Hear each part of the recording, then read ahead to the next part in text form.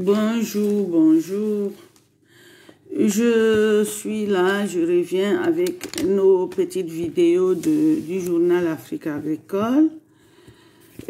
Aujourd'hui, on va parler de l'élevage des crevettes.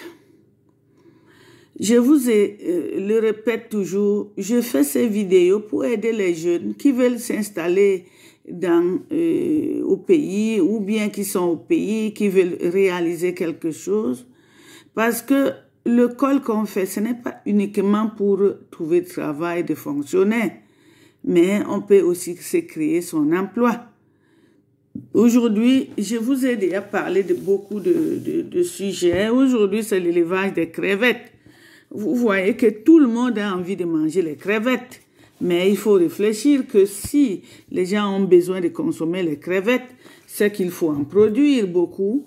Et surtout, les crevettes sont les fruits de mer. Ils ont beaucoup d'oligo-éléments. Et c'est très important pour la santé, pour notre système immunitaire, pour être bien nourri.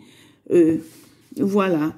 Et c'est pour ça que je parlais de l'élevage des crevettes aujourd'hui. L'élevage des crevettes, même, on appelle ça crevetticulture. Le mot n'est pas facile à prononcer. C'est crevetticulture. C'est l'élevage des crevettes.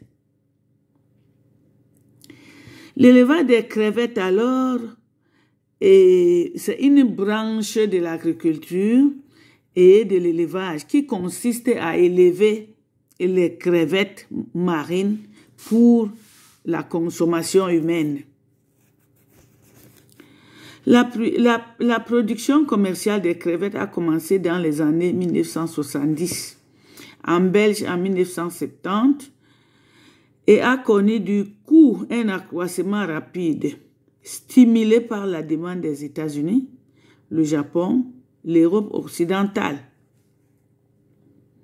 La production est passée d'1 million de tonnes en 2003 pour une valeur d'1 million de dollars. L'élevage des crevettes est passé de la production artisanale à une production industrielle et mondiale. 3/4 de la production vient de la Chine. La Chine produit beaucoup de choses, beaucoup, même les riz. Même les riz, tout.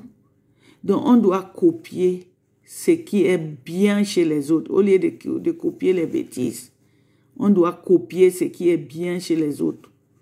On dit ici, la production, les 3/4 de la production mondiale des crevettes viennent de la Chine. Et les autres pays, qu'est-ce qu'ils font? C'est pour ça qu'il faut produire. Parce que les gens ont envie de manger des choses, mais il faut les produire. Le reste provient principalement de l'Amérique latine, dont le principal les producteur est le Brésil.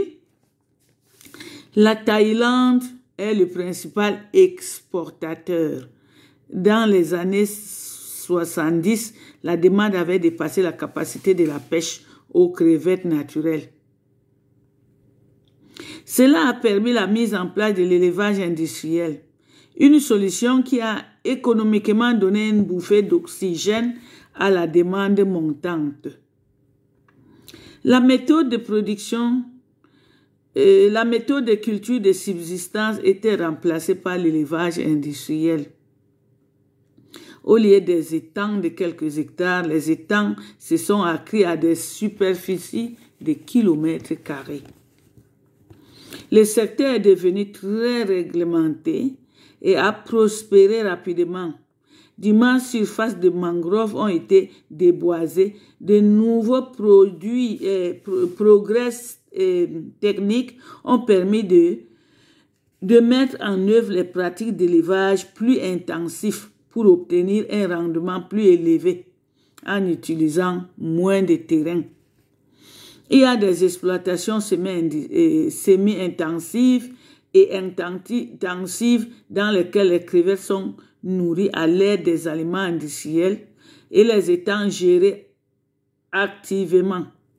On peut produire des crevettes à partir des œufs et à les élever, à élever les crevettes adultes à des fins de production dans les installations spécialisées qu'on appelle écloseries.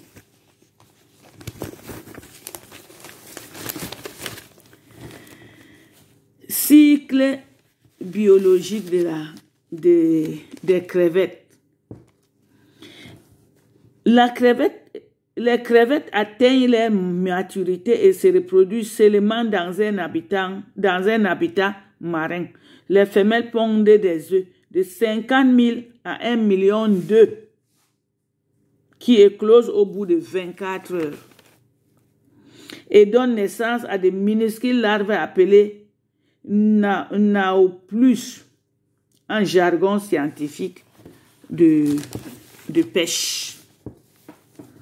Je répète, les larves appelées naoplus en jargon scientifique de pêche. Ces larves se nourrissent d'une vitellus qui est à l'intérieur de leur organisme.